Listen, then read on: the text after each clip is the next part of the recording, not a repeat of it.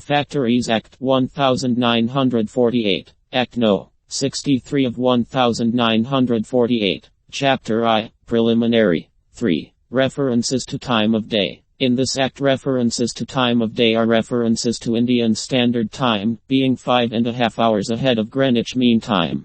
Provided that for any area in which Indian Standard Time is not ordinarily observed, the state government may make rules. A. Specifying the area. B. Defining the local mean time ordinarily observed therein, and C. Permitting such time to be observed in all or any of the factories situated in the area. 4. Power to declare different departments to be separate factories or two or more factories to be a single factory. The state government may, on its own or on an application made in this behalf by an occupier, direct, by an order in writing to and subject to such conditions as it may deem fit, that for all or any of the purposes of this act different departments or branches of a factory of the occupier specified in the application shall be treated as separate factories, or that two or more factories of the occupier specified in the application shall be treated as a single factory. Provided that no order under this section shall be made by the state government on its own motion unless an opportunity of being heard is given to the occupier.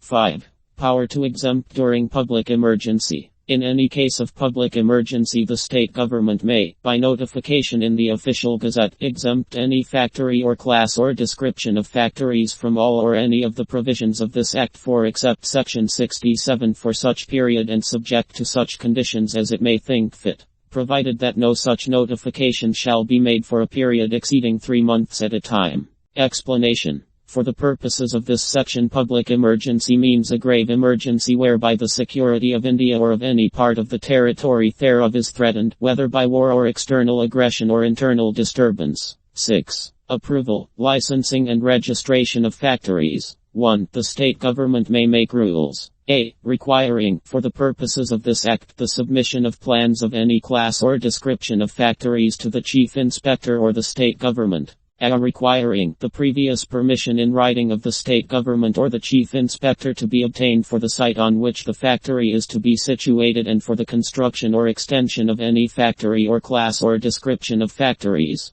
B. Requiring, for the purpose of considering applications for such permission, the submission of plans and specifications. C. Prescribing the nature of such plans and specifications and by whom they shall be certified. D. Requiring the registration and licensing of factories or any class or description of factories, and prescribing the fees payable for such registration and licensing and for the renewal of licenses. E. Requiring that no license shall be granted or renewed unless the notice specified in section 7 has been given.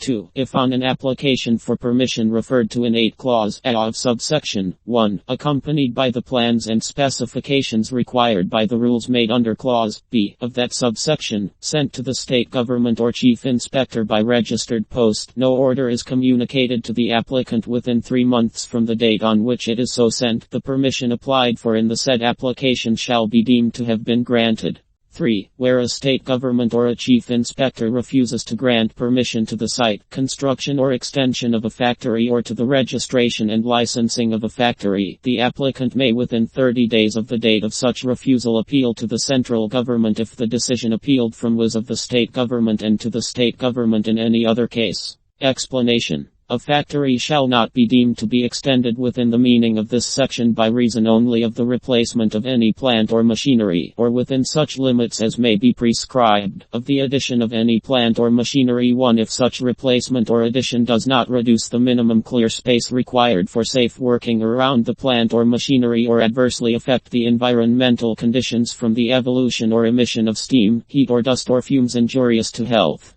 7. Notice by occupier. 1. The occupier shall, at least 15 days before he begins to occupy or use any premises as a factory, send to the chief inspector a written notice containing A. The name and situation of the factory. B. The name and address of the occupier. B. The name and address of the owner of the premises or building, including the precincts thereof, referred to in section 93. C. The address to which communications relating to the factory may be sent. D. The nature of the manufacturing process. I. Carried on in the factory during the last 12 months in the case of factories in existence on the date of the commencement of this act. And A. To be carried on in the factory during the next 12 months in the case of all factories. 3. The total rated horsepower installed or to be installed in the factory, which shall not include the rated horsepower of any separate standby plant. F. The name of the manager of the factory for the purposes of this act. G. The number of workers likely to be employed in the factory. H. The average number of workers per day employed during the last 12 months in the case of a factory in existence on the date of the commencement of this act. I. Such other particulars as may be prescribed.